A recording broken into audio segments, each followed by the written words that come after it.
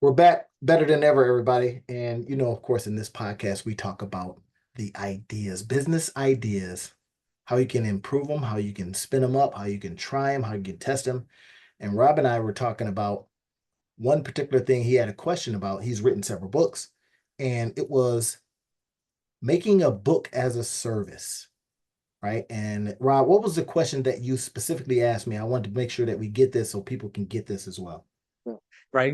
We've been talking about this as a service kind of concept, and I Yeah. love the fact that so many things can be, done as a service. And I was wondering, like, how do we do a book as a service? Because both written lots of books, and I know a lot of times we look at um, how can we make our book something that people feel like is actually valuable, that they actually want to get because it does something for them rather than just it's a good read or it's got information in it. How do we make it provide a service to them?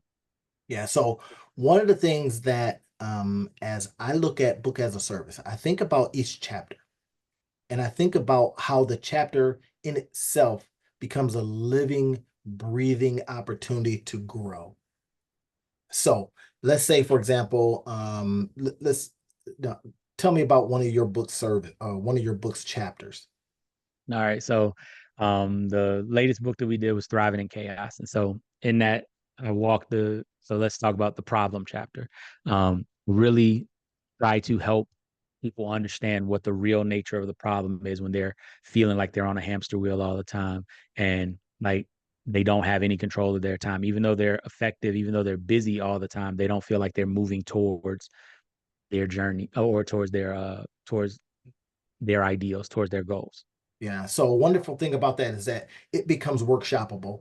And we also know that in different areas of the business, you're coming in and saying, here's the book, here's what we're going to Mhm. be working on. And then in one section of the business, we're going to solve it within that section. And Mhm. then, when you solve one problem, another one kind of springs up.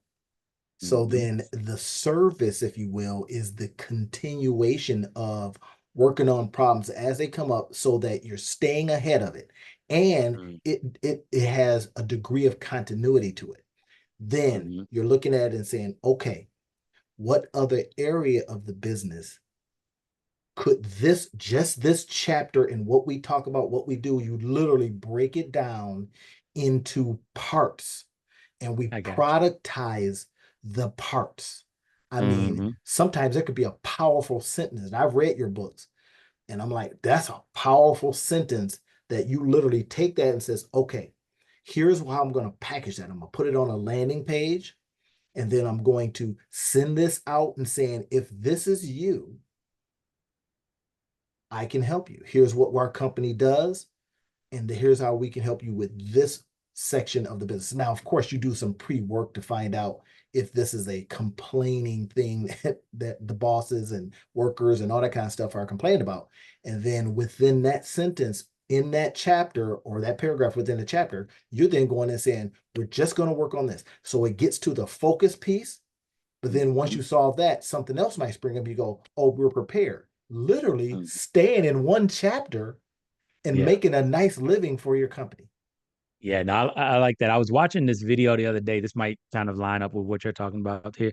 It was a guy talking about paid newsletters and the difference between kind of paid newsletters and free newsletters. And one of the Mhm. things that he talked about with a paid newsletter is you got to pick a topic that you would feel comfortable writing on forever Forever. Yeah, because love that. paid newsletter is basically a book that never ends. It's kind of like if you ever read a book and you didn't want it to end because you were so engrossed in the characters, like a lot of people with J.K. Rowling and the Harry Potter Yep, series, like yep. one of the things that she struggled with was ending it because everybody just wanted to kind of live life with Harry and all the rest of them.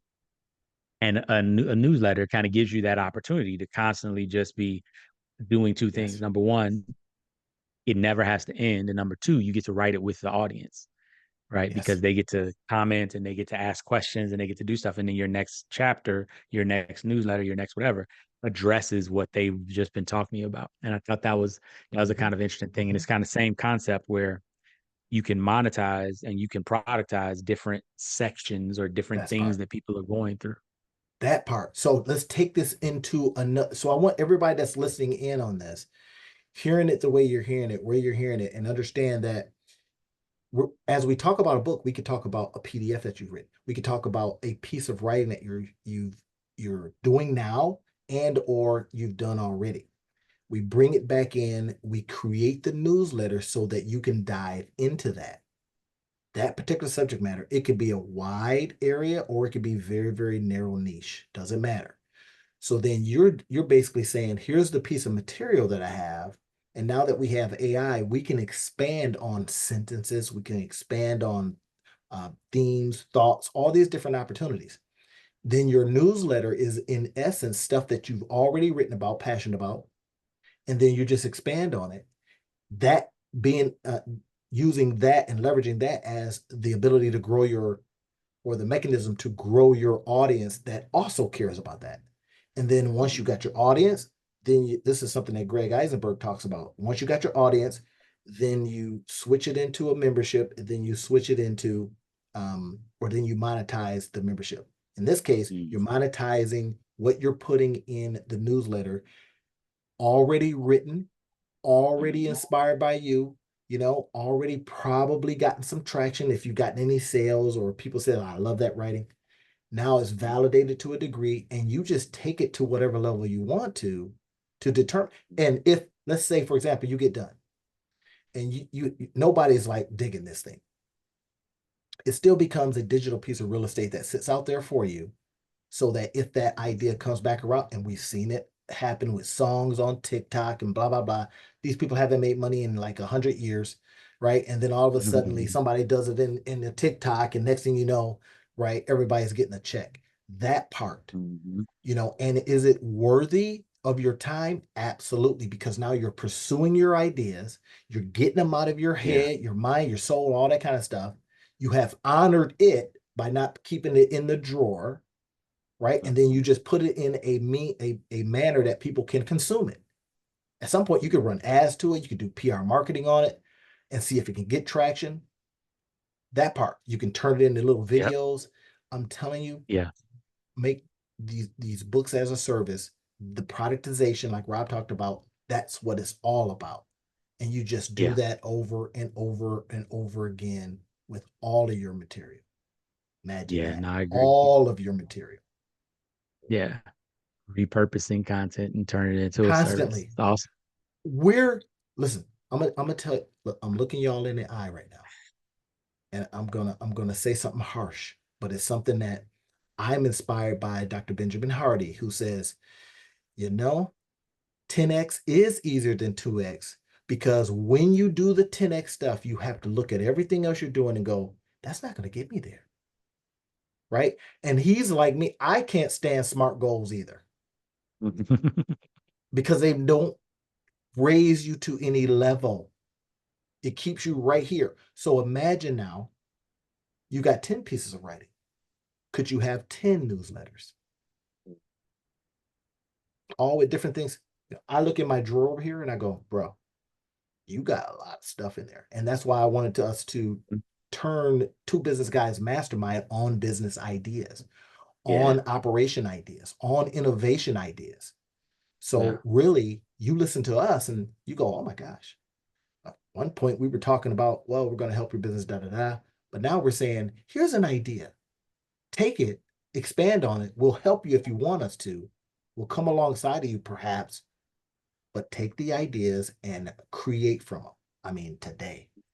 Yeah, no, I like that. And I think that, something that we've been trying to do the entire time kind of with this podcast is really to demystify a lot of the stuff that's going on in business. Because I know for me, when I came to business, starting businesses, what I thought business was versus what I learned business was were two totally different things. And one of my goals personally with the people that we're, our audience and our listeners, is to help you realize that it's not as far away or it's not as difficult as it seems. Like, people who run successful businesses aren't so much different than anybody else. The biggest difference is there's a lens that we look at the world through that's a little bit different. And what we're really trying to do is to kind of give you all a little bit of that lens. I think one of the biggest things is realizing, like Randy just said, in anything that we do, there is there's potential value, and your job is to be able to see what the value is to your audience, to your niche, to whatever we're doing. I remember there's a movie that Robert Townsend did back in the 90s called The Five Heartbeats. Yeah, I remember that Phenomenal, movie. phenomenal movie. If you haven't watched that movie, go watch it. It'll be a treat. You'll love it.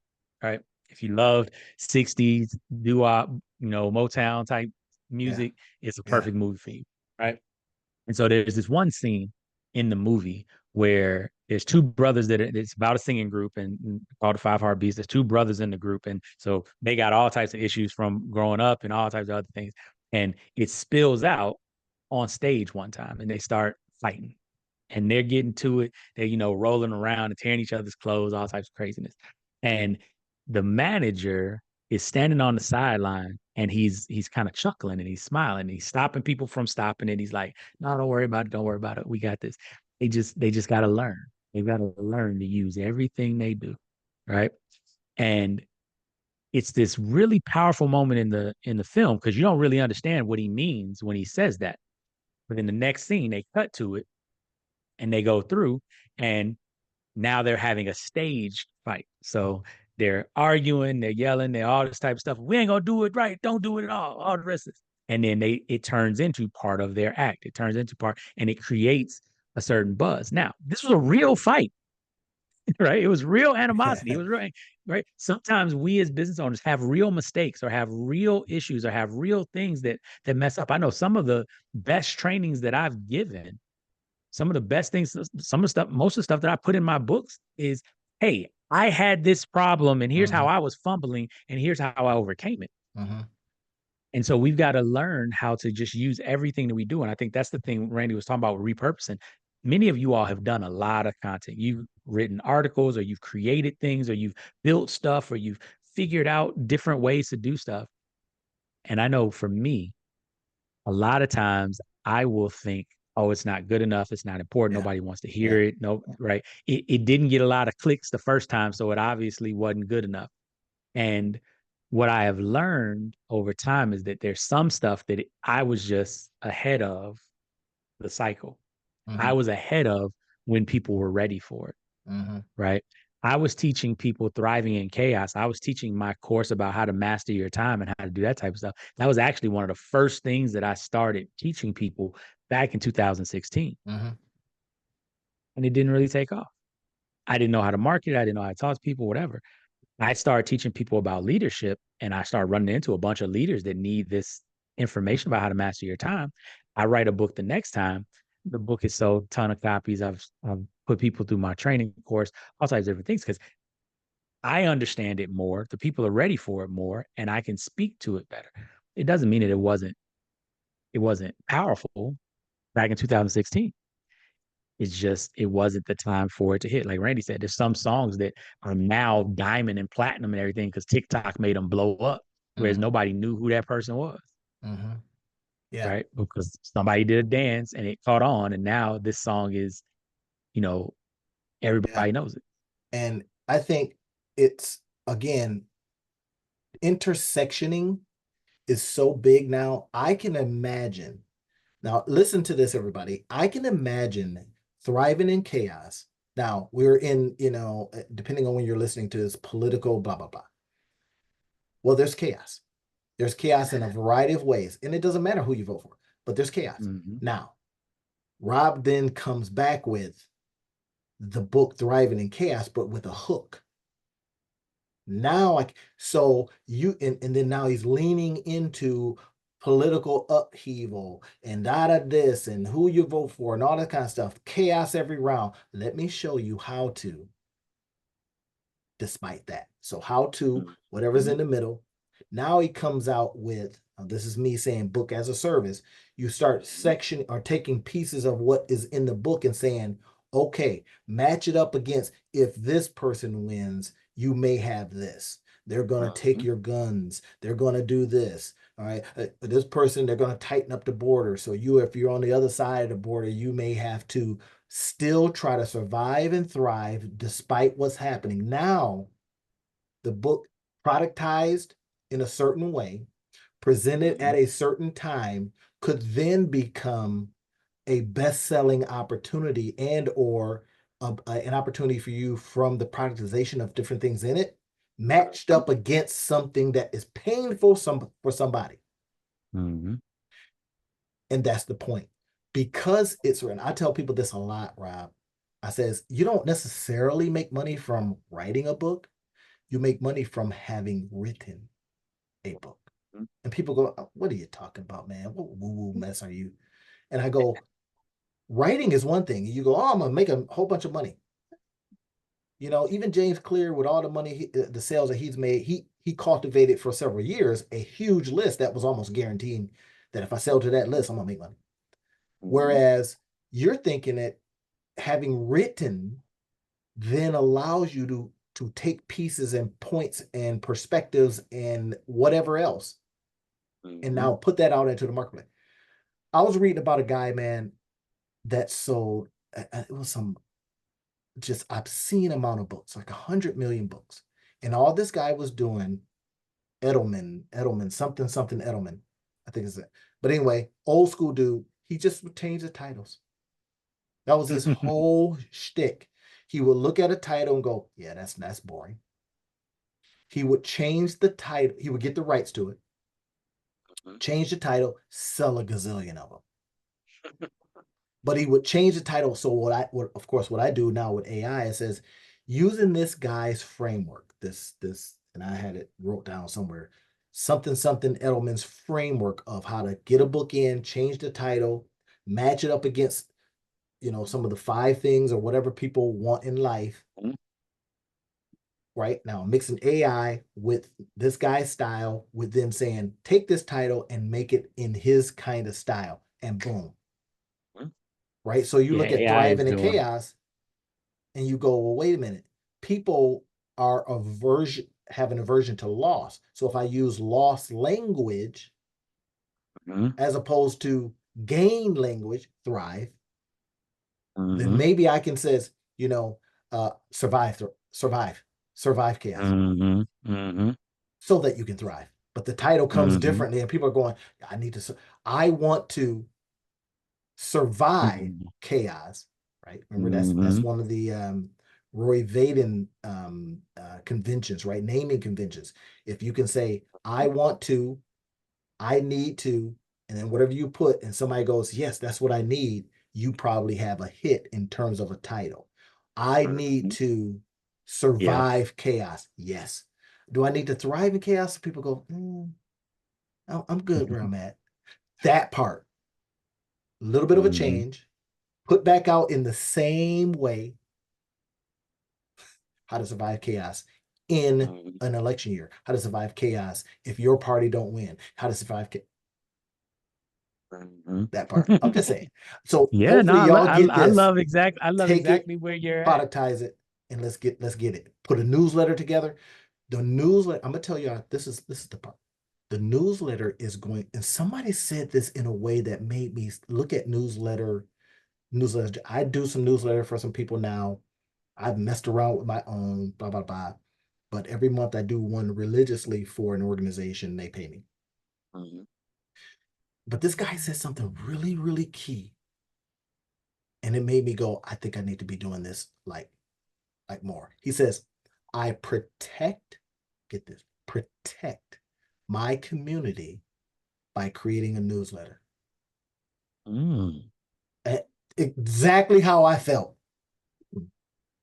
Now, the person in you as a protector is going to be more turned on than, I create this newsletter so I can eventually sell it, blah, blah, blah. He said, I protect my community, because he found that with his YouTube channel, people were getting in there scamming folks. They were saying, hey, so-and-so wants you to click on this link and go over here, or I want whatever. He says, so this is how I protected my community, because I know nobody's going to jump in and circumvent my newsletter, because this is me and you. Yeah, it's one to And one. that Yeah, was brilliant. It has made me it's say, I'm powerful. starting mine by fourth quarter of this year, Yeah, that's right? tight. Protect your, excuse me, protect your community. Yeah.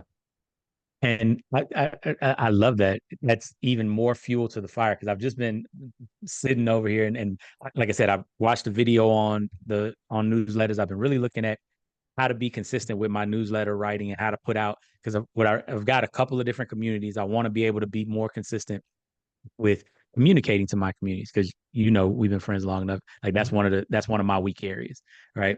When I show up, I'm present, I'm always there, but like staying in contact, that's not necessarily what I'm great at. And so running a business, trying to develop that, and something that I think if you're like me and you struggle with that, something that I've been doing recently is and Chat GPT is really helpful with a lot of this is going and researching how to do it and then putting that research into Chat GPT and having Chat GPT basically build me a Yeah. routine or Yes. here are the steps that you need to do. And then one of the cool things is you can then kind of converse with it. What I've been using Chat GPT to help me do is to have arguments with myself, Yeah. That's but huge. without forgetting all the stuff that I thought about or that I knew from before because I can put it in there and I can be like, refer to this or make sure you pay attention to this. And Correct. I can have arguments with myself and I can figure out and do it. And I can do it so much faster because ChatGPT can kind of put it together. And while it's putting it together, I can be thinking about the next thing. I can then review what it's doing and I can do double time because, when I'm doing it in my head, I have to be thinking about two thoughts at the same time. That's a Whereas tip. I can I can give Chat GPT one thought, make it think about it, and I can think about the other thought, and then I can put them together and see what Chat GPT came up with versus what I'm coming up with. Right. As a thought partner, I actually did a training, or I went to a training on just that. And then I created, so from this training, the guy, in this training just kind of says, okay, just do this. And I was like, oh, I hadn't thought about it. And he spoke to how he's using it as a thought partner, Mm-hmm. but he keeps Mm-hmm. feeding it, hey, this is what you told me to do. Here are the results. What would you Mm-hmm. suggest now? And then it was Mm-hmm. like kicking out some, and I was like, oh, but then he went a step further. So I'm gonna drop a dime on y'all. I'm gonna drop a dime on y'all. I'm gonna drop some dimes on in your pocket so you can pick them up. Yeah. So he said, then what he did was he created a custom GPT based on Mm-hmm. that framework. So Yeah. of course, your boy, using my own framework of learn, create, get paid, I go Mm-hmm. immediately and do exactly what he says to do. Created my own custom GPT using a Nice. framework that I had heard. I was like, what is the framework here? And they broke it down. And I was like, okay, now create me a framework. So that made it easier when you went and put information in, right? Instead of having to have one long string, what you end up doing is that it's got the framework. So then when you feed it stuff, it knows based on the What to do? framework you have Yep. already set. And now Yep. you can create a gazillion. So of course, I'm like, this is everything. Now, here's what I Mm-hmm. want to show y'all. Now you're seeing what's happening. So now you go to anybody's YouTube and go, what's the framework? Oh, get the framework, go create your own custom GPT for you to use and for you to eventually sell. That's the idea. Go make money with that. Mm-hmm. But then you start thinking, what's going to eventually happen? So now I'm playing offense and defense. Red team, blue team. I'm a military guy. So I think, okay, eventually people are going to go, wait a minute. Why should I put anything out? And people are just basically going to steal it, create frameworks off of my work, and then blah, blah, blah. So you think in the future a little bit, right? Here's the now, here's the future. Eventually, people are going to start gating their stuff. Mm-hmm. Everything's going to be gated because Mm-hmm. they're going to figure out these LLMs, large language models, are using my stuff to train their stuff. I need to get paid for this. So now, if you're thinking what's not here yet, but you can see it coming soon, and then if you get any inkling that somebody's already doing it, like Medium, if you notice, you go to read a Medium person, they'll say, hey, if you want to get more of their stuff, become a member to their whatever. Right? It's Mm-hmm. frustrating because you really want to read that article. It used to be free. Now Medium is giving you the opportunity to say, would you like to put this behind a bit of a wall? Paywall, whatever wall. Patreon, put it behind a paywall. Invite And people Substack, into same thing. that part. So you Yep. can get ahead of the game a little bit if you so Hmm. desire, while at the same time utilizing what's available to you right now. That's it. That's it. And with me, with the one thing that the guy talked about with writing the newsletters, it was you want to get good at figuring out what people want to know about first. So generally, if you're going to do a newsletter, something like that, couple of steps. First step, Mhm. get used to doing it for free first so that you can know that people actually are paying attention to your content, that people are actually looking at it, that you're actually saying things, because that's going to train you in all the kind of the steps that are necessary to be effective and efficient just writing a newsletter consistently. Then once you get good at that and you know that you kind of got your finger on the pulse of your people, now you go to a paid one because you don't have to do kind of product market fit and figuring it all out Mhm. while you're trying to do all the things. Mhm. And so like for I know for me, my kind of what I've committed to for right now is I'm going to do a newsletter, a free newsletter for the next year.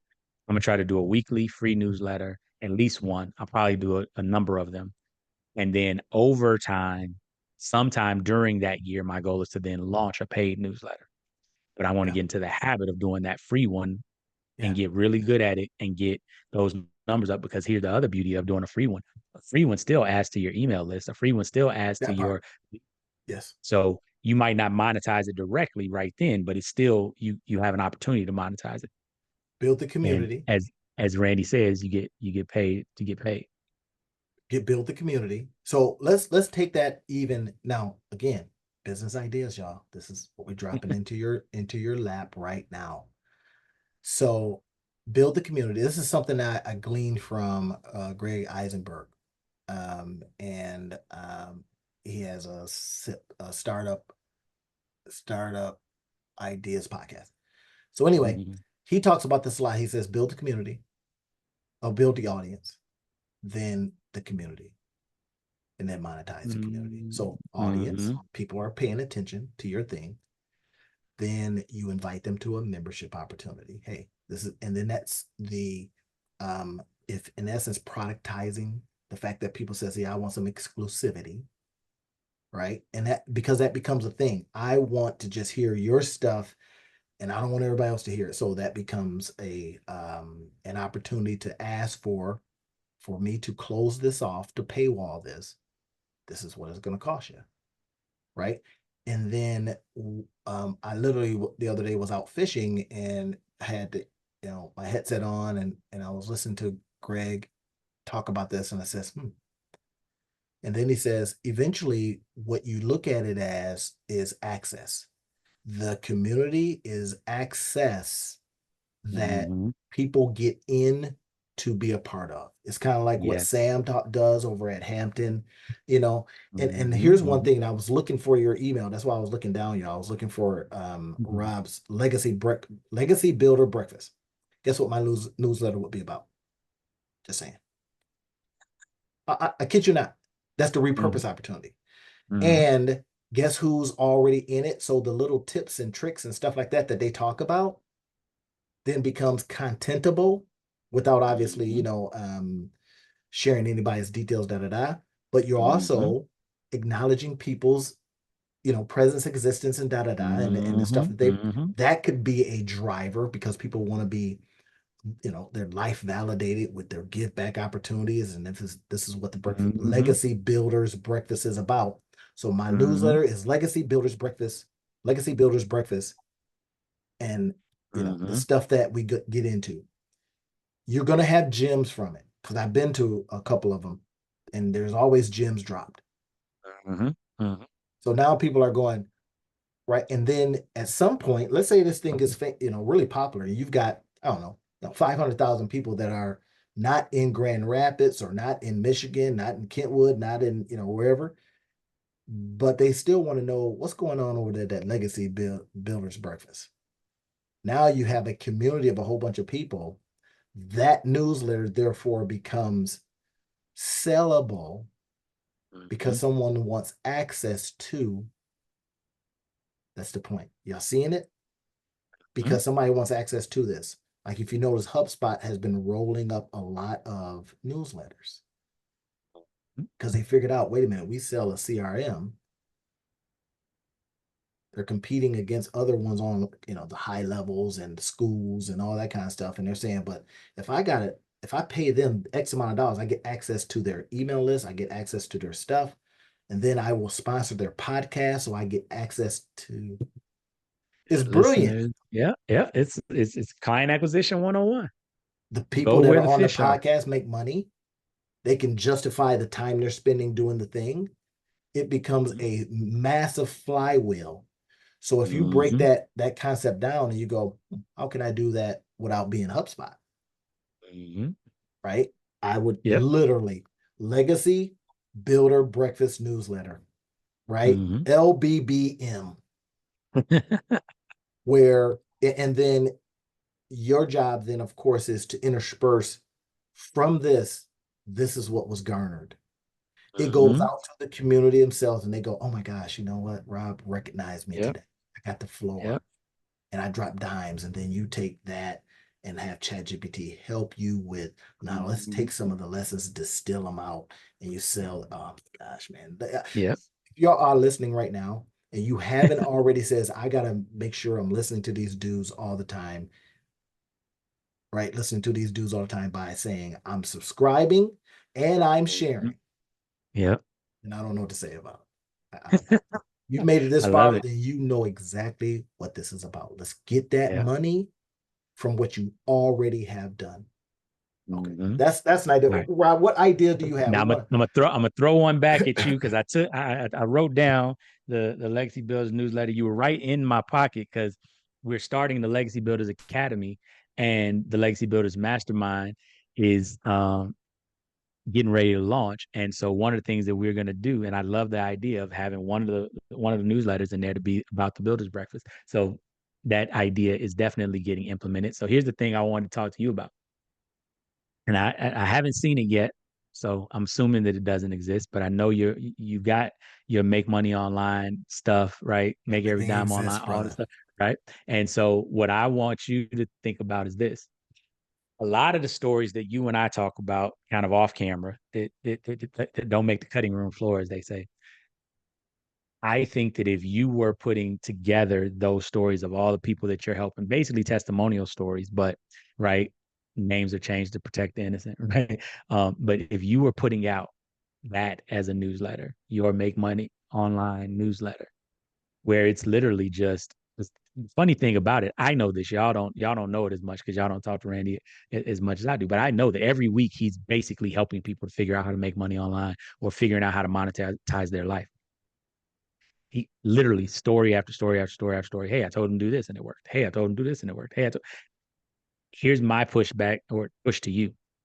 If you went every week and just did a download of, here's what I did this week, here's who I helped make money this week, and then you wrote an article about the, or a newsletter about the problem, the solution, and how it worked. Literally, you're keeping a journal, but you're keeping people interested, and now they're seeing different ways that they can do that.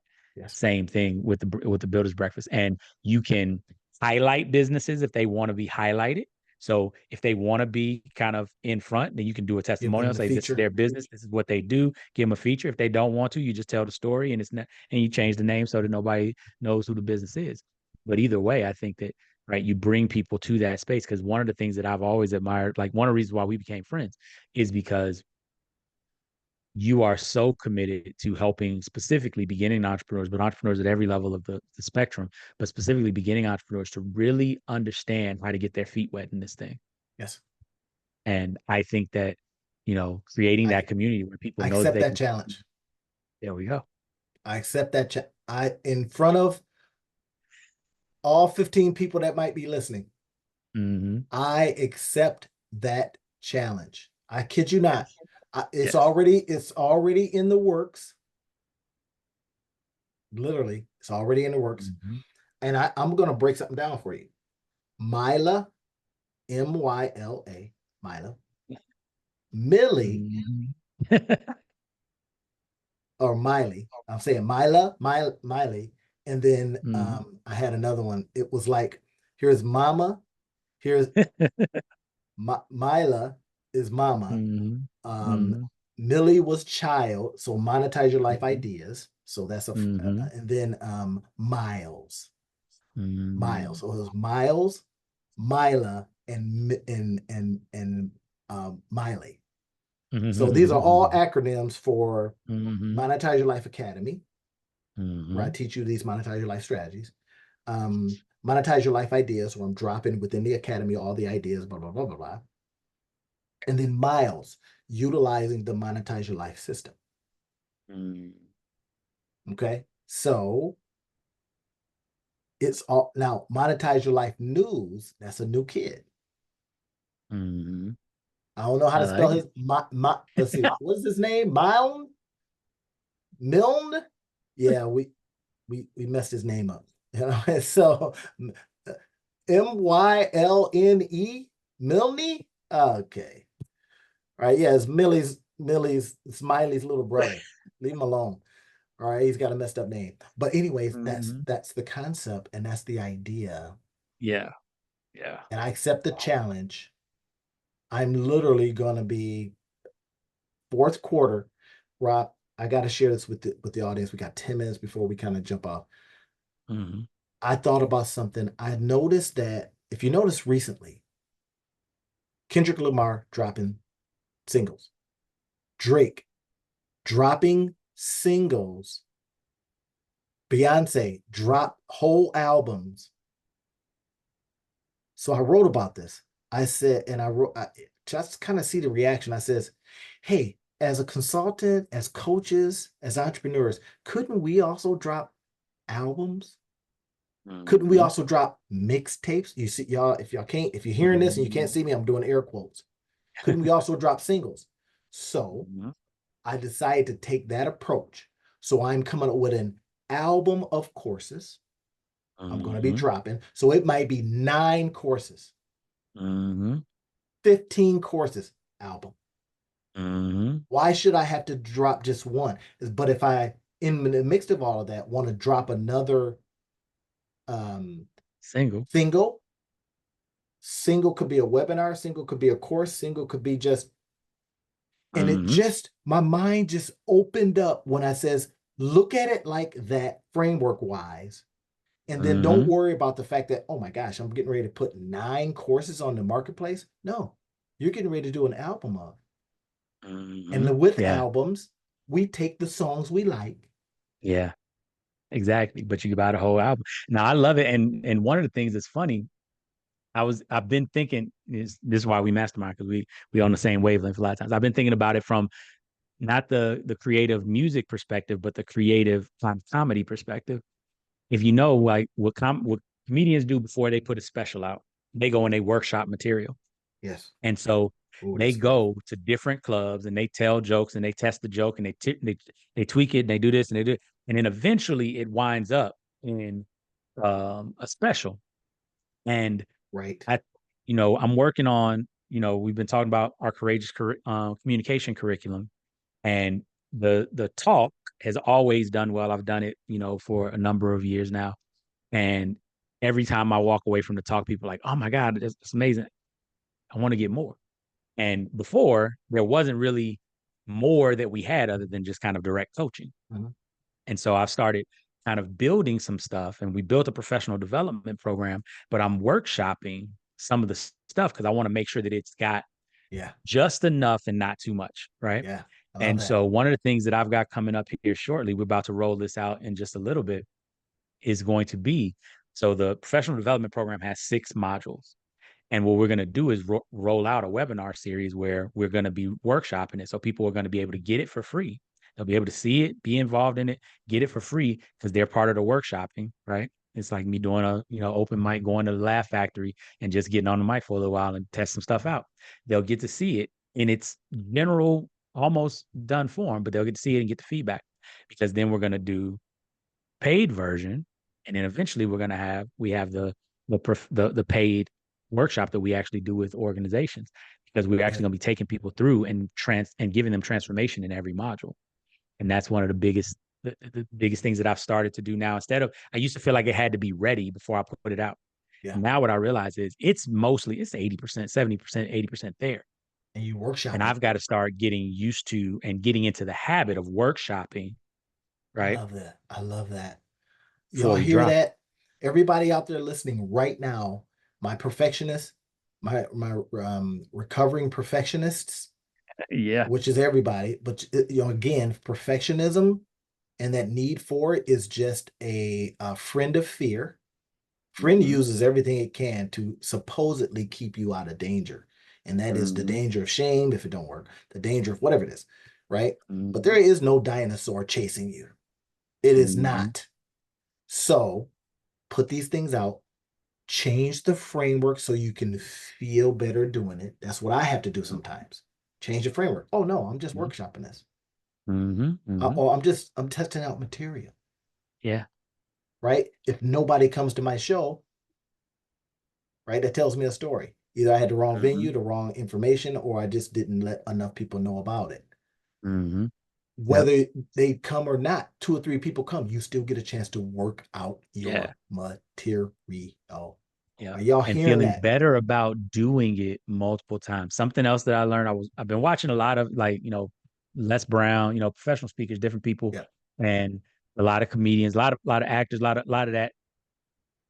Something that amazed me, and I thought about this for a minute, like how many scenes and how many shots and how many takes and how many, when we go to the movies or you go and see somebody that's doing a speech, how many times they've practiced that, right? Yeah, I used to do singing and stuff when I was younger.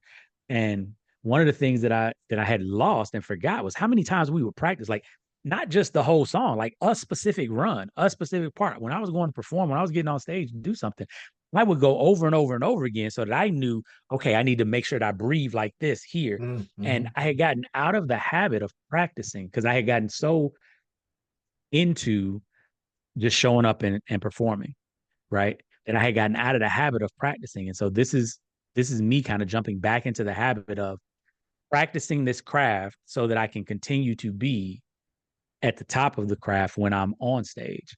Mm-hmm. And that, Mm-hmm. like, even being willing to do that, being and being excited about doing that, that was a kind of mindset shift that I had to go through to get to that point where it's like, oh yeah, I'm actually, if I practice, I'm really, really good, right? And you just get used to being kind of above average if you don't practice. But if you practice, you can be outstanding. Man, that's that repetition we talk about. Got to Mhm. get in your reps in when you're creating an empire. Right now, I call this digital real estate empire. By doing these different things, these little things, they become reps. I was listening to a podcast with Jason Fried on it, and he's the founder of Basecamp and all these different things, right? And multimillionaire, blah blah blah. And he says, he says we've gotten away from just doing stuff. Mhm. He was talking with Greg Eisenberg. I sent them a probably a too long comment. Right now, I do that strategically because some people see that and they go, "Who's that guy?" And Mhm. they look you up, right? Mhm. So, and if you got a lot of digital doorways that lead you to dollars, okay, all right, y'all get it. Digital doorways that lead you to dollars. Just keep that one.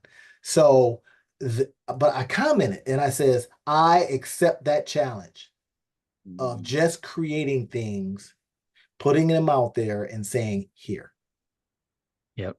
yeah, here you go. Now, of course, Mhm. I'm going to have a doorway to some opportunity where they can go. You want more stuff from me, right? Mhm. I've learned some things. I've been talking and putting age groups behind stuff because I looked at the trends and videos. It says, hey, if you're 40, you should be on YouTube. If you're 50, you should be Mhm. on YouTube. Why? And then Mhm. you can speak to that depending on where you're at in age, right? If you're Mhm. 40, you can say every 40-year-old should have a YouTube channel. Why? Because you've learned some stuff. It's hard to watch a 22-year-old talk about stuff that you're going, wait a minute, Mhm. we were doing that in the 90s, whatever. Mhm. And y'all was born in the 90s. Shut up. That part. So, it becomes, I think this is the age of opportunity.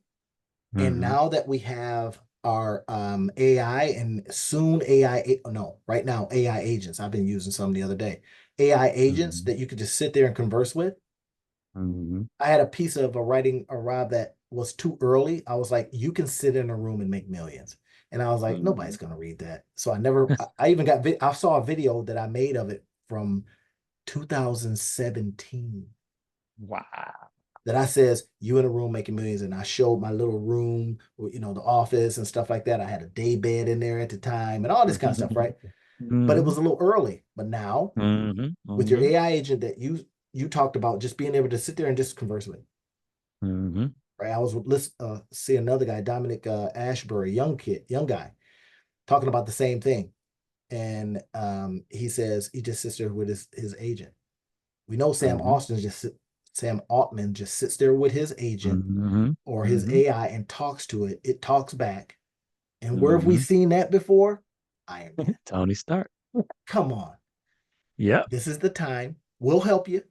If you need a little help, I'm not techie and all that kind of stuff. You don't need to be techie. That's for them. Mm. You just Yep. need to be you, Yeah. right? We'll walk you through how to do this stuff if you want to work with us in that. And this is not a call for business because we're busy as Mhm. is. But if you need the help and want to help, then you have Mhm. the right to be able to ask us, could you work with us? Could you work with me? Whatever. Mhm. Yep. All right, Rob. I think that might be it, man. I I love think it. I love you've it. done well. Let's All go, right. brother. Let's go. I got some newsletters to go write. All right. We'll talk to you on the next one, y'all. Yeah.